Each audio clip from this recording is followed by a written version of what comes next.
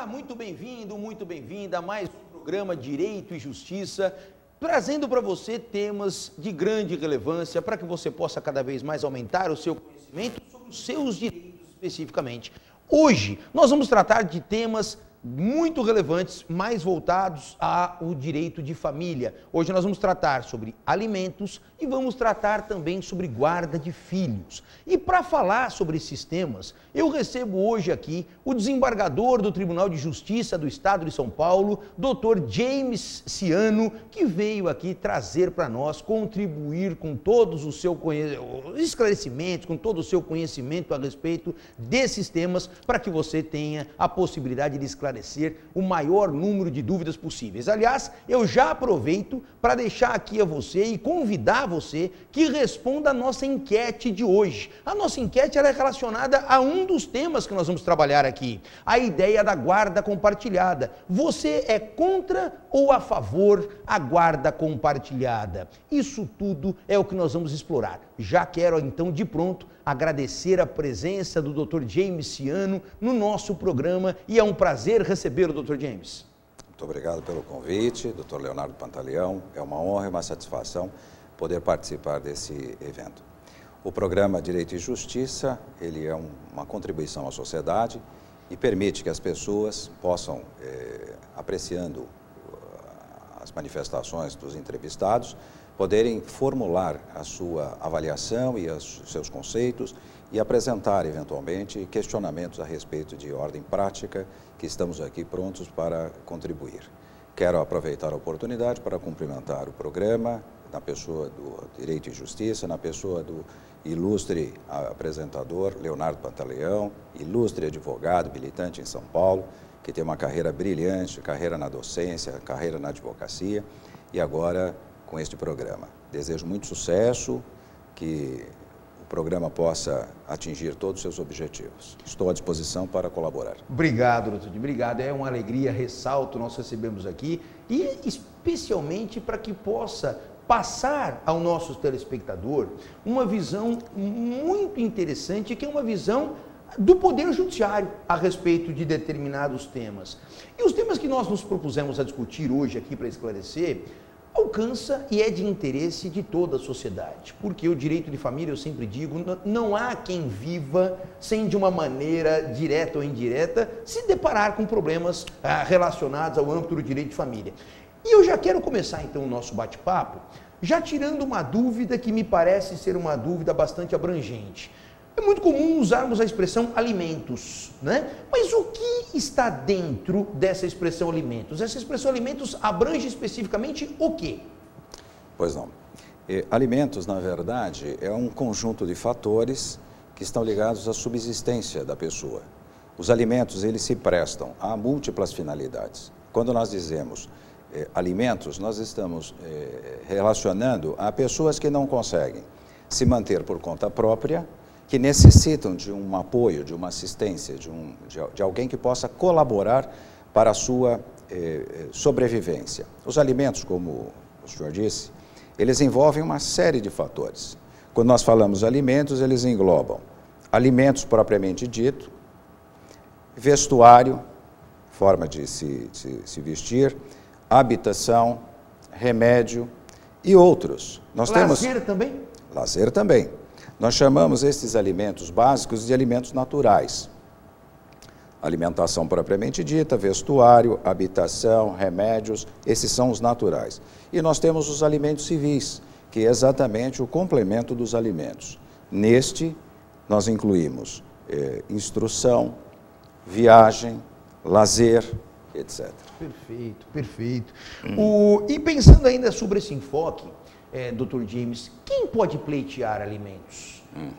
Só pessoas menores? Vamos imaginar, é muito comum um alimento, onde o filho pede alimento ao pai, ou à mãe, eventualmente, mas só enquanto é menor de idade se pode pleitear alimentos? Ou mesmo depois que ele alcança a maioridade, ele também tem essa possibilidade de requerer alimentos?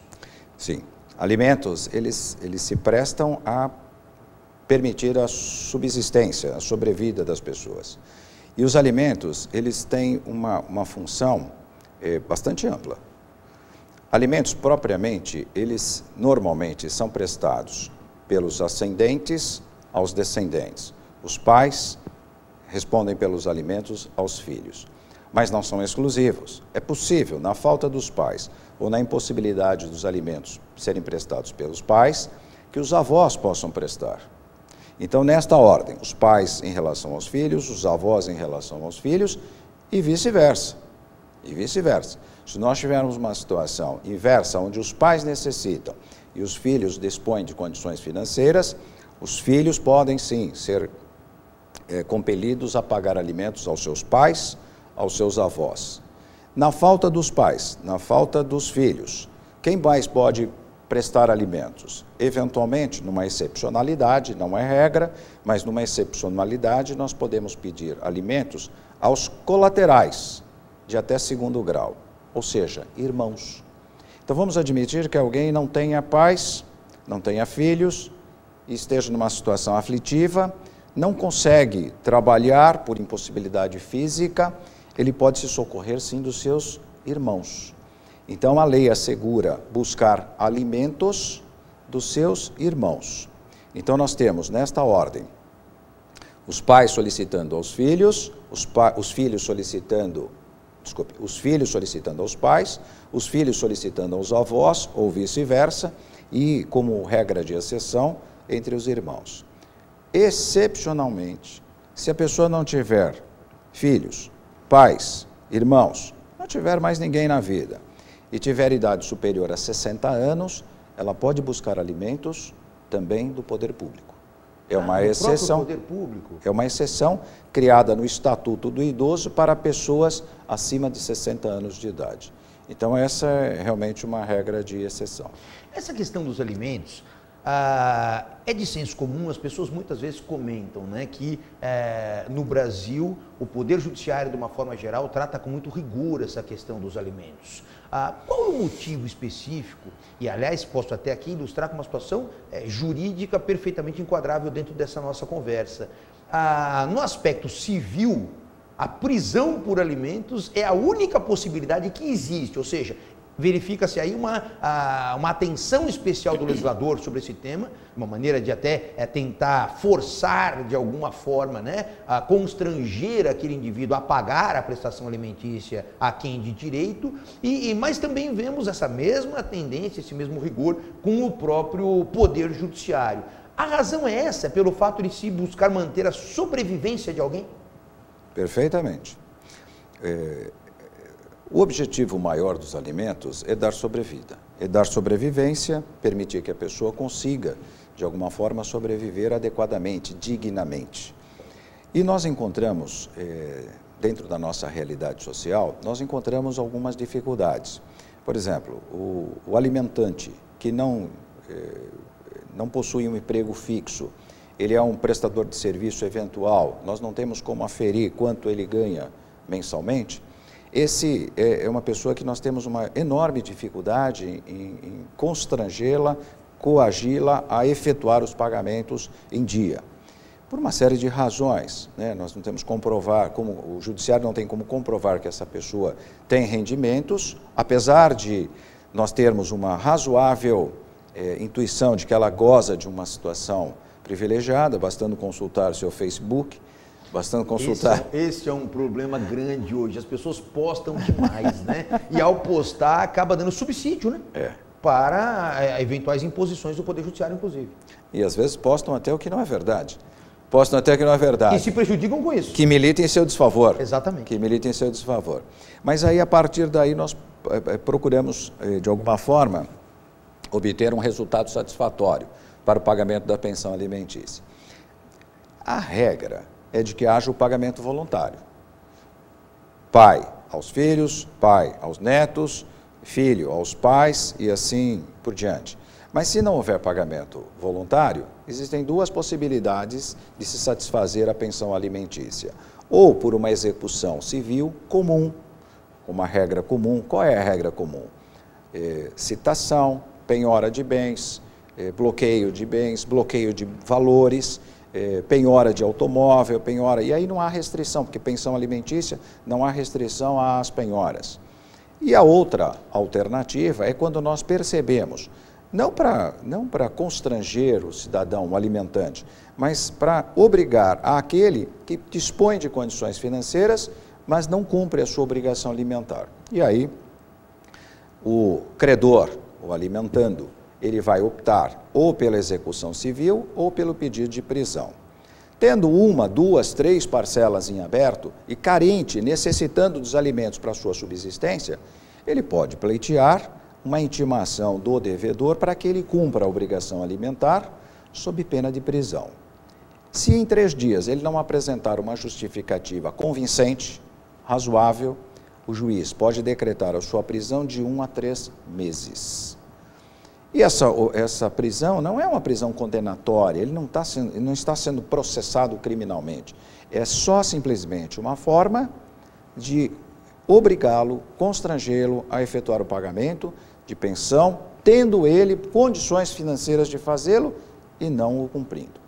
E aí, com a prisão, evidentemente, a obrigação acaba sendo satisfeita.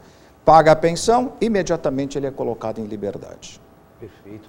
Agora, essa questão relacionada à prisão, existe na legislação, na jurisprudência, alguma coisa já fixada no sentido de quantos meses de atraso deve acontecer para que cheguemos a essa medida extrema? Ou 1 mês de atraso já seria autorizador de uma medida tão radical?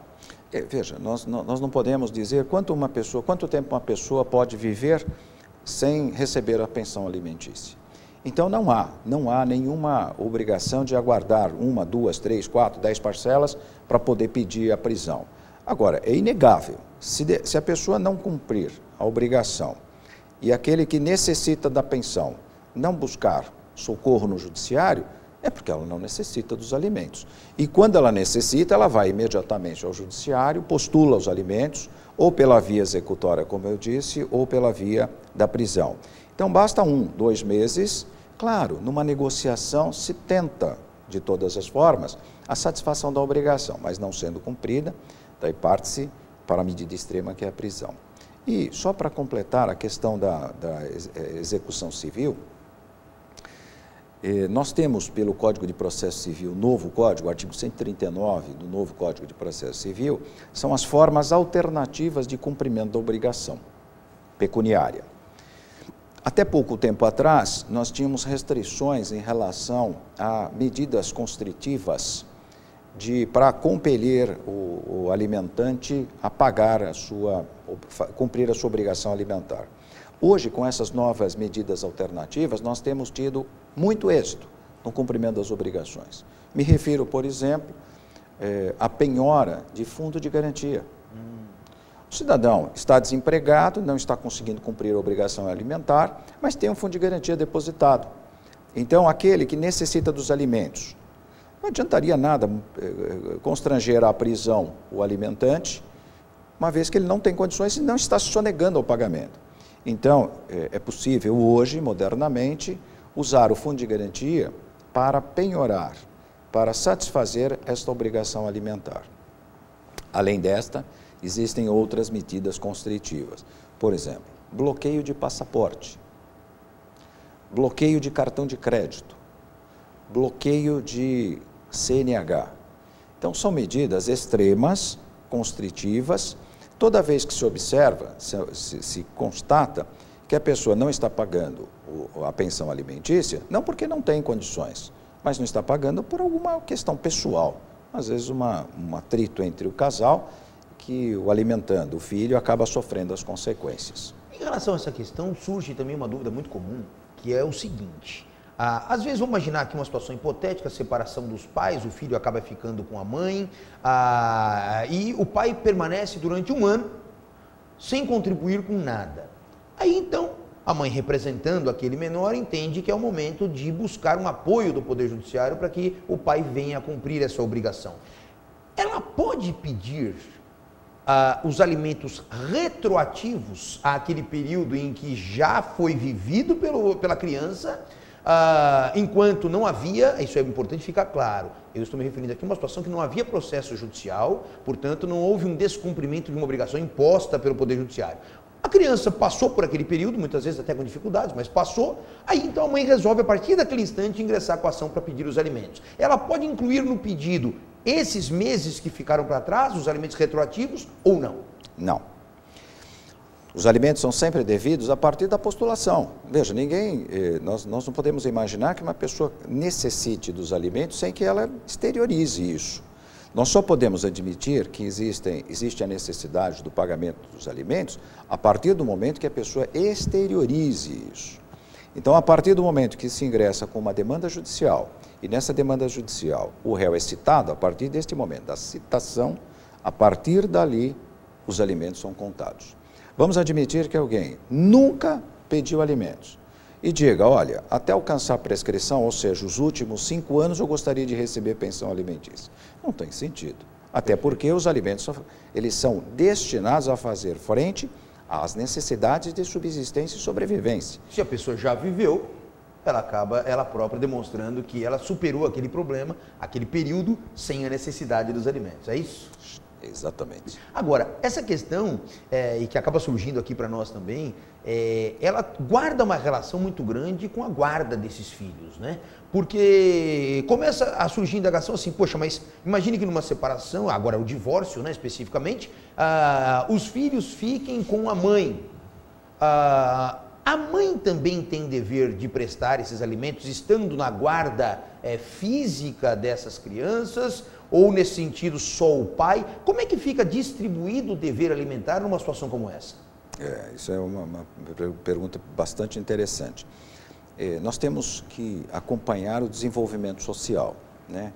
Há 40 anos atrás, aproximadamente, a mulher não prestava qualquer atividade laborativa, ela era zeladora do lar, ela cuidava do lar, ela cuidava da prole, cuidava dos filhos e zelava pelo lar.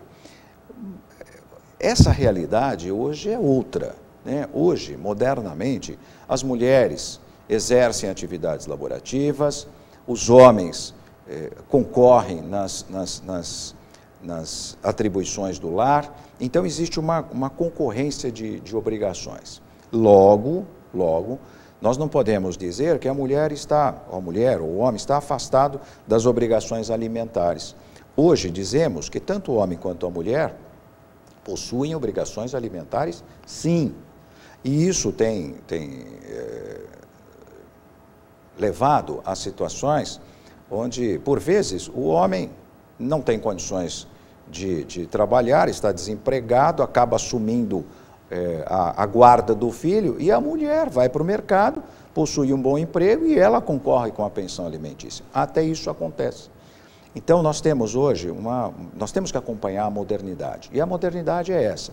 Tanto o homem quanto a mulher possuem atividades laborativas, conseguem auferir renda, logo, se auferem renda, ambos têm obrigação, sim, de participar, em igualdade de condições. O homem não tem mais obrigações do que a mulher e nem a mulher mais obrigações do que o homem.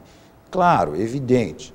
Vamos admitir que seja uma criança, um recém-nascido, tenha 3, 4, 5 meses, aleitamento. Evidentemente, a mulher não tem condições de trabalhar. Até que a criança complete lá 1 ano, 2 anos e possa ir para uma escola, a mulher não vai poder participar efetivamente com a forma pecuniária. Isto. Na sequência, assim que ela conseguir voltar ao mercado, sim, igualdade de condições. Ambos concorrem em igualdade de condições. Doutor James, esse tema é um tema extremamente instigante, os nossos telespectadores começam a participar aqui, eu vou lhe passar já algumas perguntas que vão chegando para nós aqui. A Ana Carolina, do final 9887, telefone 9887 no final, ela indaga o seguinte: as ações de alimentos têm resolução rápida? Muito bem, então vamos ter que fazer uma separação. Quando a pessoa necessita de alimentos, nós temos 3 tipos de alimentos. Os alimentos definitivos, que são aqueles que são apresentados e são decorrentes de uma sentença condenatória, impondo os alimentos, e são chamados alimentos definitivos. E nós temos mais 2 modalidades de alimentos, são os provisórios e os alimentos provisionais. Os alimentos provisórios são aqueles legais. É o filho que pede ao pai, é o filho que pede ao avô, é o pai que pede ao filho, é o irmão que pede ao irmão. São alimentos legais, tem que ser cumprido e rápido. A pessoa ingressa em juízo com o pedido de alimentos, através de advogado ou até através, se a pessoa for uma pessoa carente, ela pode até se dirigir diretamente ao tribunal. E aí ela pede os alimentos com base nisso, na lei. A lei assegura a ela esse direito. No momento em que ela pede os alimentos, o juiz examina a pretensão e já concede uma liminar, arbitrando algo que ele considere razoável e proporcional dentro daquela realidade, no padrão do alimentante e no padrão do alimentando. Fixados esses alimentos provisórios, eles já devem ser cumpridos imediatamente, independentemente do curso do processo. Essa fixação dos alimentos provisórios já levam à execução, à constrição de bens, à prisão, inclusive. E os alimentos provisionais são aqueles em que não decorrem de uma relação de parentesco legal, mas devem ser pagos. Eu me refiro, por exemplo, quando uma ação de investigação de paternidade, por exemplo, está em curso, já existe uma razoável expectativa de que aquela pessoa seja o pai da criança, então o juiz, preliminarmente, numa amostragem superficial, já arbitra os alimentos provisionais, para dar o quê? Provisionamento àquele ser. Ou alimentos gravídicos, em que a mulher estando grávida, simplesmente estando grávida, e havendo uma razoável suspeita de quem seja o pai, este já pode ser compelido a pagar os alimentos provisionais. É liminar, é precário, é provisório, mas já é passível, inclusive, de execução e prisão. E ainda seguindo aqui a nossa interação com aqueles que nos assistem, o Márcio Santos está nos acompanhando pelo Facebook. E ele manda aqui a nós uma indagação que já guarda total relação com aquilo que a gente já vai começar a desdobrar, que é a guarda compartilhada. Na guarda compartilhada, pergunta o Márcio, tem que pagar pensão alimentícia? Primeiro, Dr. James, antes de responder essa pergunta, eu gostaria que o senhor explicasse inicialmente o que é a guarda compartilhada. Pois não. Na verdade, o que é a guarda? A guarda é a conservação, zelo, responsabilidade civil penal dos atos daquele que está sob a sua responsabilidade. Vamos falar, nós temos vários tipos de guarda, mas vamos falar objetivamente a respeito de guarda de filhos, que é acho que o tema mais o tema mais polêmico, né? A guarda de filhos, ela nos revela algumas hipóteses. Historicamente, dentro daquela limitação histórica de 40 anos, tradicionalmente, numa separação, o pai saía do lar, ia prover, ia buscar recursos e a mãe ficava com a guarda do filho. Isso era o chamado alimentos, guarda unilateral, que era conservado com a mãe e ela não trabalhava e ela recebia os alimentos. E o pai tinha um direito de visita. Exatamente, visita assegurado. Perfeito. Modernamente, os projetos e os processos foram evoluindo. Da guarda unilateral, nós passamos a um modelo novo chamado guarda alternada. A criança fica uma semana com o pai, uma semana com a mãe. Isso não é compartilhado, isso é alternada. E que, aliás, muitos especialistas acabam criticando esse modelo de guarda alternada, né? Muito. A criança perde a referência. A criança não sabe mais qual é a sua casa. Então, ela fica uma semana com o pai, uma semana com a mãe. Um mês com o pai, um mês com a mãe. Um ano com o pai, um ano com a mãe. E assegurado sempre o direito de visitas. Essa modalidade data vênia não surtiu efeito. Daí nós criamos, nós que eu digo, a legislação e a doutrina criou uma modalidade nova chamada ninhada. Ninhada. A criança permanece no lar e quem se substitui no lar é o pai ou a mãe. O pai permanece, a mãe sai, a mãe permanece e o pai sai. Que a criança tem a referência do seu lar. Ela permanece no mesmo imóvel e há uma alternância dos genitores. Um imóvel comum, a residência que era de ambos, mas se alternam na residência. Esse também não é um modelo que, no Brasil pelo menos, não vingou. Não. E, finalmente, pelo novo Código Civil, tem se trabalhado muito e tem se prestigiado a guarda compartilhada. O que é a guarda compartilhada? A criança, o pai e a mãe têm a sua casa e ela é dividida. Ela fica parte da semana com o pai, parte da semana com a mãe. Ele fica, não é alternada, mas eles convivem dentro da mesma guarda. É como se a criança tivesse duas casas e convivesse com ambos parte da semana. É muito comum, de segunda a quarta com um, de quinta a sábado com outro. E daí o domingo alternado com cada um deles. Essa é a guarda compartilhada. E como é que fica a responsabilidade dos pais em relação à pensão alimentícia na guarda compartilhada? Depende muito do que se estabelecer, claro. Tudo o que se estabelecer, amigavelmente, deverá ser cumprido. Mas vamos admitir que não haja nenhuma disciplina. Se cada um dos pais ficar 50% com seu filho, evidentemente que não haveria razão alguma de cada um pagar para o outro alimentos, moradia. Então, evidentemente, não haveria reciprocidade do pagamento de alimentos. A escola seria fracionada, 50% para cada um, plano de saúde, 50% para cada um. O modelo da guarda compartilhada é excepcional, desde que haja afinidade. Se não houver afinidade entre o casal, se houver animosidade entre o casal, é uma das modalidades dificílimas de ser implementada. É por isso que ainda se prestigia muito a guarda unilateral. Mas é claro, a guarda compartilhada, como está sendo objeto de questionamento, ele é um modelo a ser aprimorado, desenvolvido. Se nós conseguíssemos chegar a esse modelo de excelência, onde as partes se respeitassem, onde as partes pensassem mais no bem-estar da criança do que egoisticamente nas suas necessidades, eu acho que seria um modelo bastante adequado. Porque não haveria, inclusive, aporte de pensão alimentícia. Essa interação não para, vai chegando aqui para nós, eu vou lhe repassando aqui. A Suelen Cardoso, final do telefone 7169, ela fala de guardas também, mas esse aqui já vai ficar um convite para quem sabe num próximo programa, mas só para que a gente possa prestigiá-la também. Existem as discussões cada vez mais recentes em relação ao valor que é dado no âmbito familiar para animais. Como é que funciona a guarda de animais? Isso é um problema sério. Os casais hoje, eles estão cada vez tendo menos filhos. E nós encontramos aí os casais, quando eu me refiro a casais, é casados ou conviventes, tanto faz, união estável, se aplica exatamente as mesmas regras de alimentos, de guarda e também em relação a animais. O casal possui lá animais e daí, no momento em que se separam, eles precisam ter uma disciplina. Animais, pelo nosso ordenamento, são coisas. Existe um projeto de lei para ser aprovado para dar um tratamento especial a animais, mas hoje são considerados coisas, e como coisas são partilhadas. Perfeito. São partilhadas. Eu tive um caso concreto, posso relatar? Caso concreto, eu achei, foi muito curioso. Havia um casal que tinha 4 animais. 4 animais, não tinham filhos, mas tinham 4 animais. Eram 3 animais de grande porte, Rottweiler, e um animal pequeno, um Yorkshire. E aí o casal se separou por N tentativas, N vezes tentaram fazer um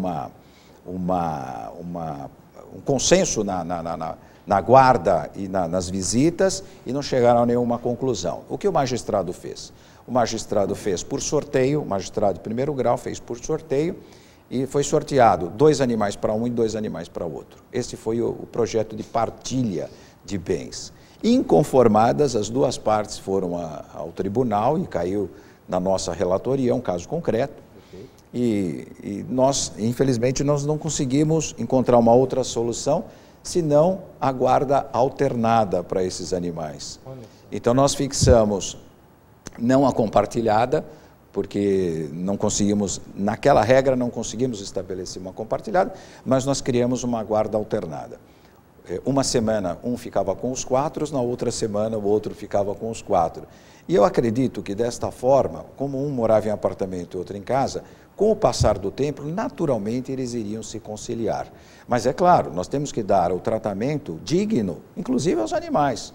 E o carinho e a afetividade que as pessoas nutrem pelos animais, principalmente quem não tem filhos, deve ser respeitado. E nós damos hoje no tribunal o tratamento para animais muito parecido com o de crianças também. É o direito trazendo a necessidade de enfrentar situações reais, o direito não pode fechar os olhos, né, a algo que de fato existe.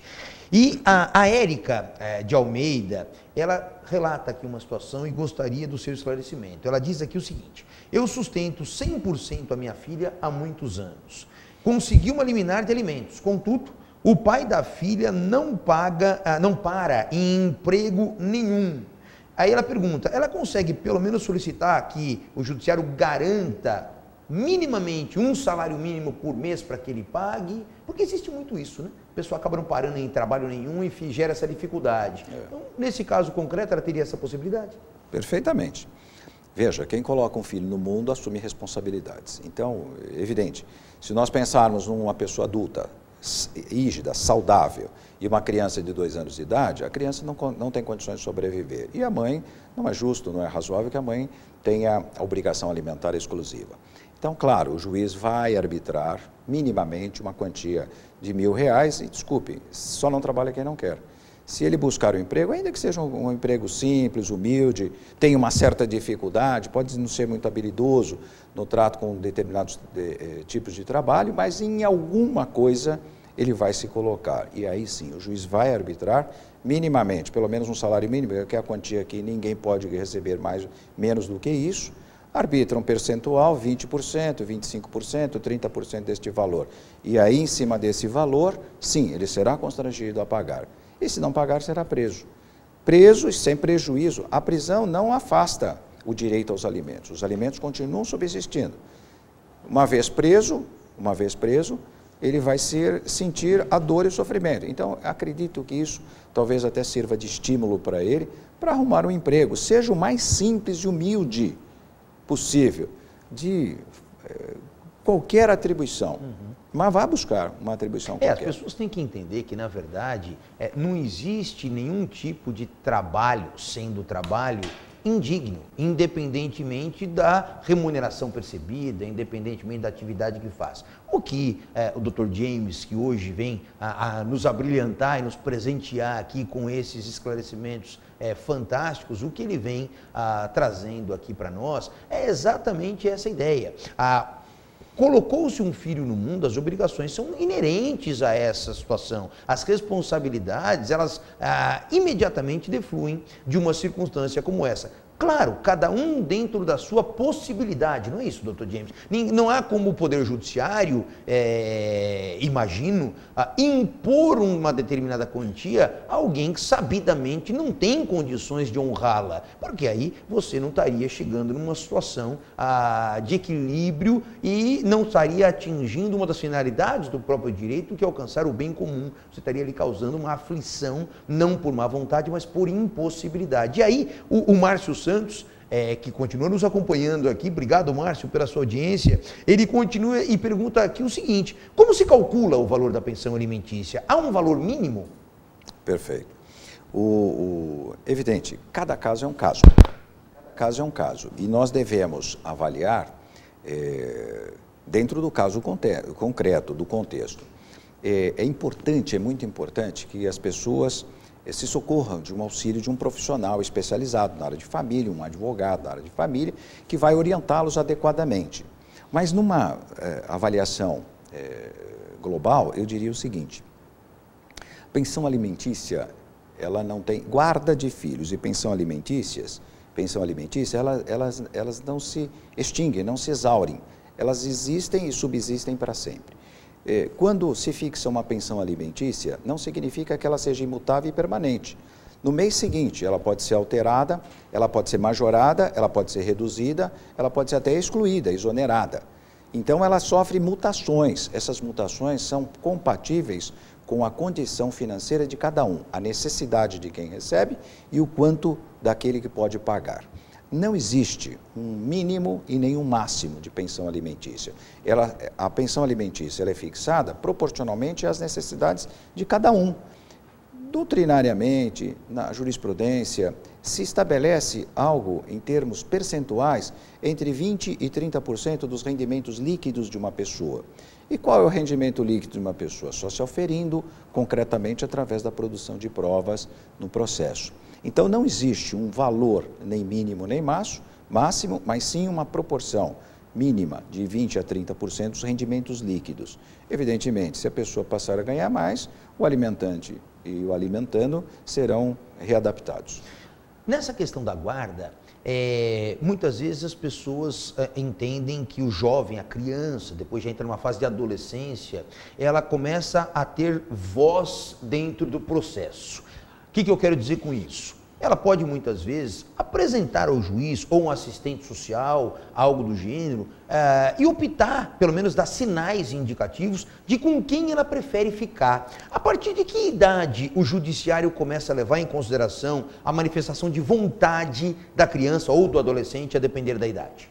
A partir dos 12 anos de idade, quando a criança já começa a ter uma consciência do que está se passando, é altamente recomendável que ela seja ouvida.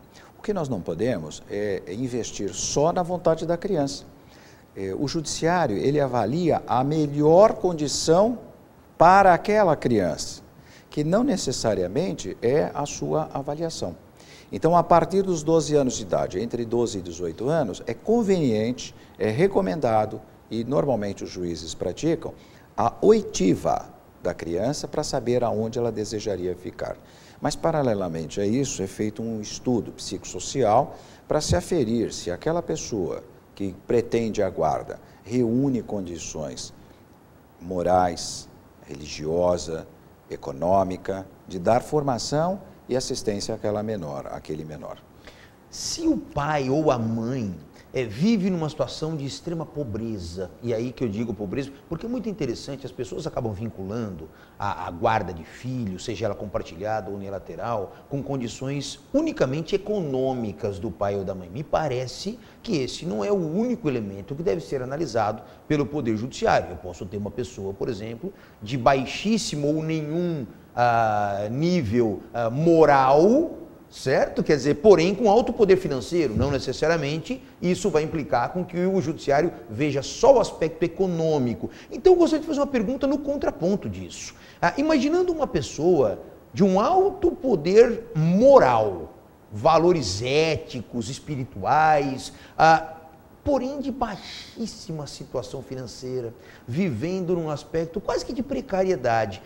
Isso por si só, essa deficiência econômica significativa, é capaz de vetar de alguma forma, seja a guarda unilateral por parte desse indivíduo ou até mesmo a compartilhada?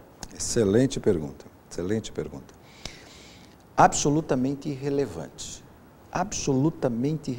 a condição econômica de uma pessoa. Existem valores morais, éticos, religiosos, que são preponderantes na formação e educação de uma pessoa. Então, o fato de uma dos envolvidos nessa relação de disputa de guarda ser uma pessoa simples, humilde, carente, e outra poderosa, empresário, abastado, bem-sucedido, quererem disputar a guarda e a guarda ser motivada pela questão econômica. Isso é absolutamente fútil. Não se prestigia a condição econômica. Pelo contrário, vai se avaliar quem efetivamente reúne melhores condições morais, sociais, de dar educação, zelo, cumprimento, respeito e compromisso com a sociedade.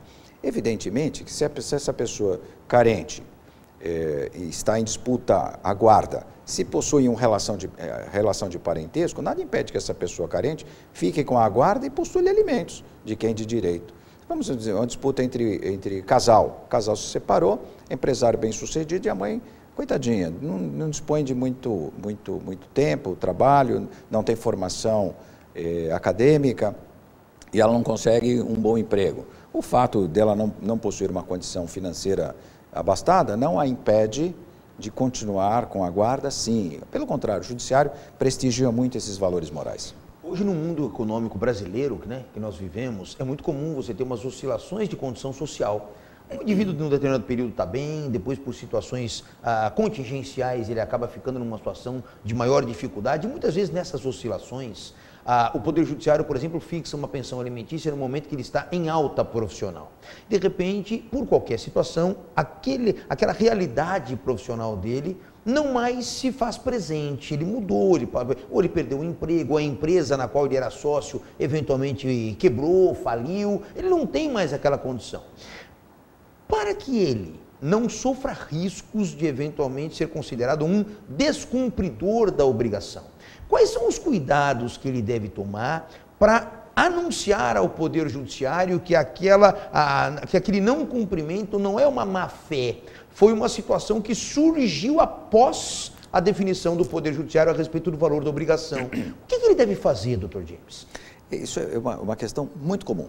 A pessoa ela possui um padrão de vida abastado, ele assume, na separação se estabelece regras de conduta, inclusive pensão alimentícia. Ele começa a pagar essa pensão alimentícia, paga valores expressivos e em dado momento a empresa dele começa a naufragar e ele, ao invés de tomar algumas providências emergenciais, ele vai postergando, vai levando do jeito que é possível.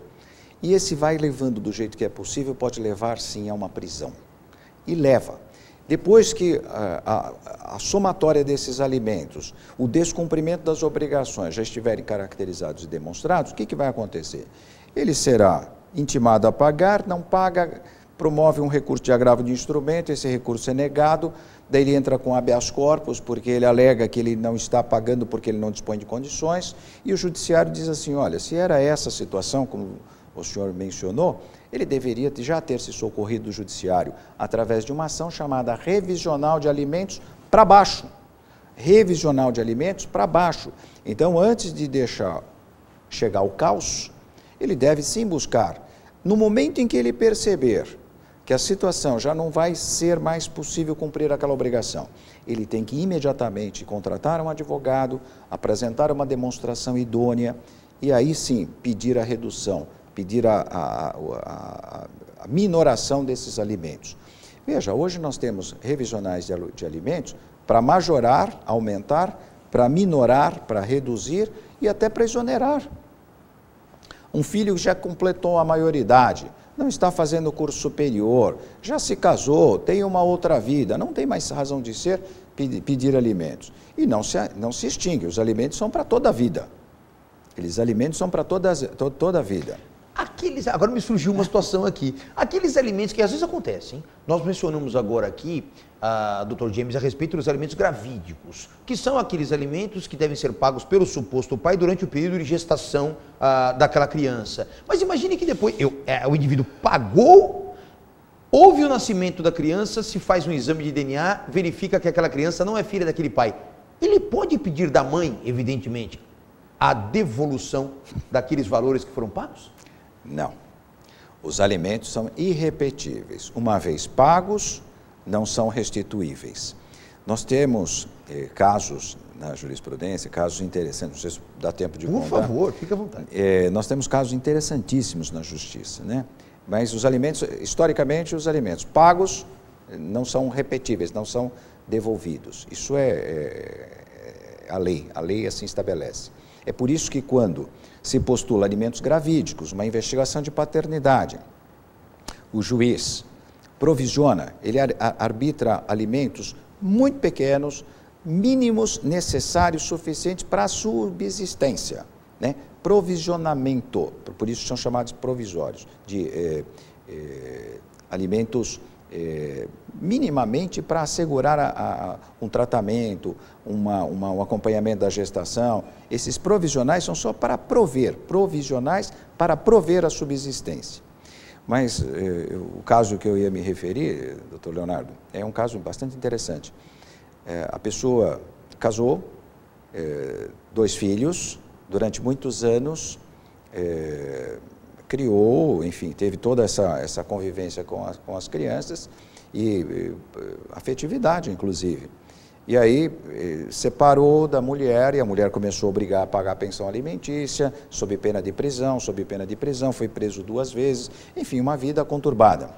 Até que as crianças, até os filhos, deixaram de ser crianças, completaram 18 anos, onde cessa a obrigação, mas não acaba, elas podem postular posteriormente. E elas não foram fazer curso superior, então cessou a obrigação alimentar. Ele entrou com uma exoneração de pensão e interrompeu a pensão alimentícia.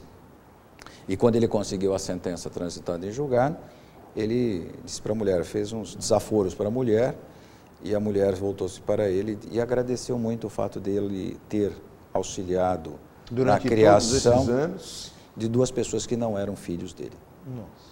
Então, isso foi um motivo assim, de muita tristeza, né? Alguém Sem dúvida. ser capaz, não só de praticar um ato desse, mas ter a maldade de constranger o cidadão a essa situação.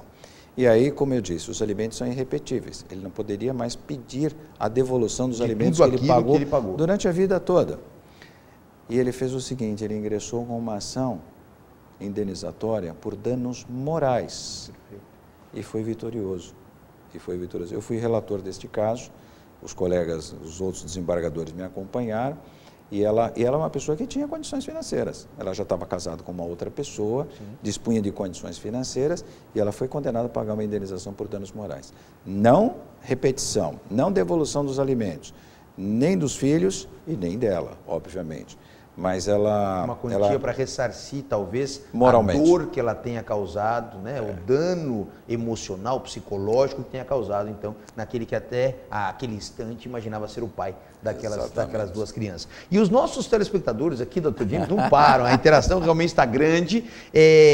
Eu vou só fazer referência aqui ao Átila Alves, que é acadêmico de Direito, e ele gostaria de tirar uma dúvida, e nós temos que ser aqui um pouco céleres em relação a isso. Mas ele diz o seguinte, até porque algumas das perguntas já abordamos aqui, mas em resumo ele diz assim, o requerimento da guarda unilateral pelo genitor exonera automaticamente a obrigação de alimentos? Uma vez deferida a guarda, ele fica com o direito assegurado a pedir a exoneração da pensão. Não é automático.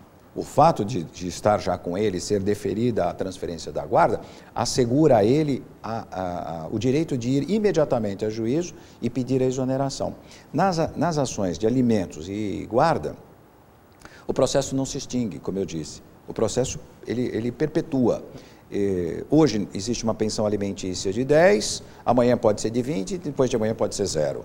A guarda hoje está comigo, unilateral, amanhã pode estar com a minha esposa, e no dia posterior com os avós. Então, a ação de alimentos e a ação de guarda, ela é muito dinâmica.